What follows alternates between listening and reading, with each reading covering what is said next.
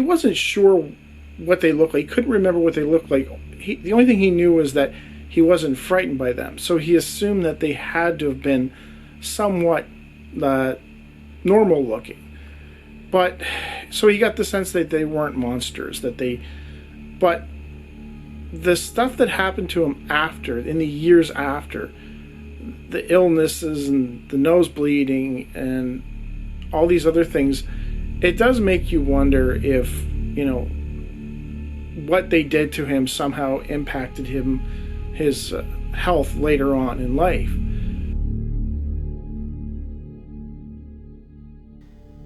It was June 1st, 1953. The witness, Aaron Gordon, a pseudonym, then 5, was living with his parents on Cedar Street in Phenix City, in Alabama. It was a different time, Gordon recalled. Life moved at a slower pace. The streets weren't filled with traffic, and parents didn't worry as much when their kids went out to play. During the day, it was just as likely to see a mule-drawn cart as an automobile. I pretty much was free to roam the street because most of the houses belonged to relatives. While Phenix City had a notoriously dangerous reputation, Cedar Street was a safe area. The street ran east-west. Up the hill to the west was a paved road that split towards Eufaula, Alabama, and towards Seal, Alabama. To the east it ran towards the Chattahoochee River. On that particular afternoon, Gordon had walked up the hill to his grandfather's house, which had a Coca-Cola cooler in the small building at the front of the property. He asked for a Coke, but the grandfather refused. Next, he continued further up the hill to the small store at the intersection of Cedar Street, the paved highway. There were a few men sitting at a table outside the store playing dominoes.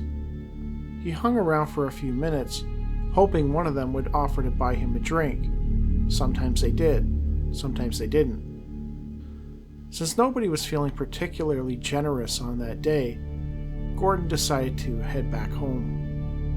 As I walked down the hill, I was on the north side of Cedar Street, but as I neared my cousin's house, I angled across the road to the opposite side, because I didn't like walking past the deep ravine that bordered their property. On 2 earlier occasions, Gordon recalled being startled by a large, hairy, ape-like man amongst the kudzu in the river. Although the creature had never threatened him, it frightened him, and he was afraid to get too close. Given his age, he wasn't quite certain what the creature was. It did not look like a bear, but he assumed that it was some type of animal he hadn't heard of yet. Gordon's walk home would soon be interrupted, not by a hairy creature, but by something seemingly out of this world. As Gordon wandered through the wooded back road, something from above interrupted his journey.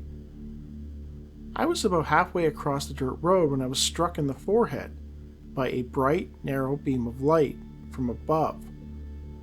The beam was less than 2 inches in diameter.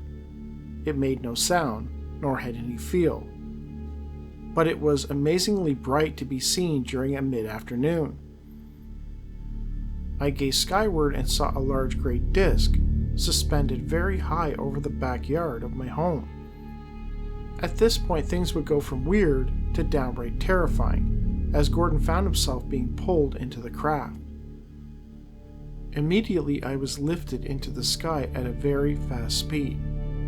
Actually, I did not have the sensation of being lifted. Rather, it was a sensation of falling up. My memory is clouded about the ensuing details. I seem to recall being greeted by at least 3 persons inside the craft. I can't describe what they looked like. I'm assuming they did not look like monsters because I did not panic. I recall being on a table and something sharp being stuck into my left nostril. It wasn't painful, but it was uncomfortable.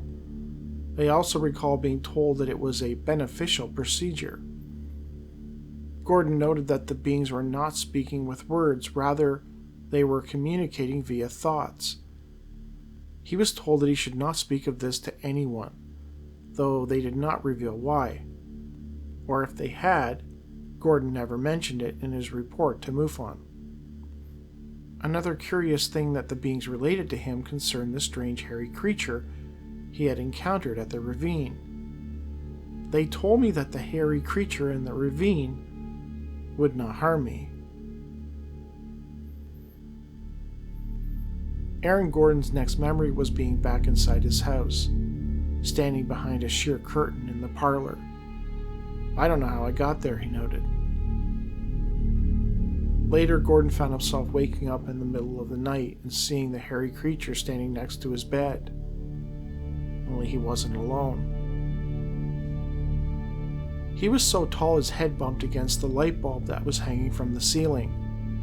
Next to him was a shorter, similarly hairy woman holding a baby creature.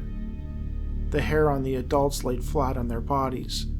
The hair on the baby was fuzzy and stood away from its body. Suddenly, the baby jumped from its mother's arms and bounced onto my bed. Gordon recalled that when the female creature, he assumed it was the mother, reached down to pick up the young one, it seemed to urinate as it was being lifted.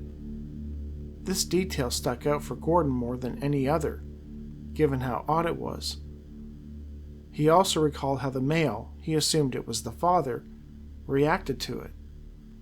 The father seemed perturbed about the incident, and the three of them exited my room, went through the parlor and out the front door.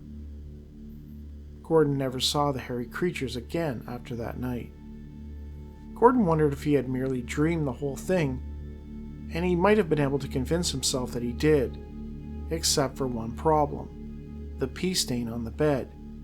He hadn't made it, but he knew what did.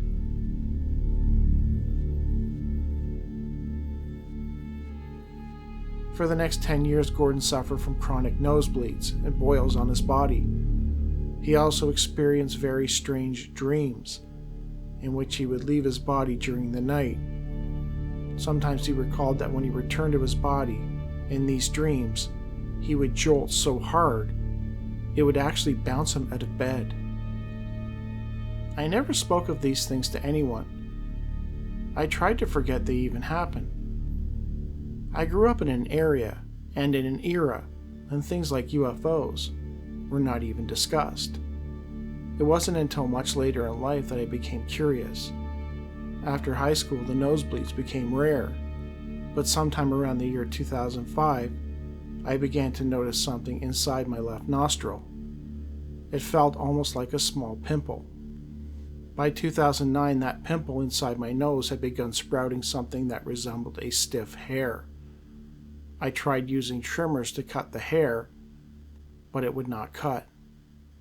One day I grabbed a pair of tweezers and yanked it out. Gordon quickly discovered that whatever he pulled out of his nose, it wasn't normal. It was not a hair. Removing that thing was very painful. It looked like a section of thick monofilament fishing line, maybe 40 or 50 pound test line. It was more than an inch long, although less than a quarter inch had been visible when I tried removing it. I tossed it into the trash. As mentioned earlier, I never thought too much about UFOs. Aaron Gordon would find employment as a commercial fisherman, a pest control technician, and a soldier. Nothing special about me, he noted. He wondered if his encounter back in 1953 had affected him more than he realized. In 2013, I got throat cancer. The treatments nearly did me in. Until the diagnosis, I was an extremely healthy person. I did not have a primary doctor. I was never sick. The only time I saw a doctor was when I had injuries. The only times I missed work was when I was a bit too hungover from alcohol, and that was rare. Things are only now becoming more clear in my memory about unexplained things that happened in my life. Here's one of those cases where you have this connection, seeming connection between the UFO topic and the Bigfoot phenomenon. Is it just a coincidence that the night after he's taken these creatures show up in his room. What was the point of it? Why would this family of Bigfoot creatures, I guess, why would they just show up in his room? How did they get in there and nobody see them? It's like, what was the point of it? The whole thing. It makes you wonder.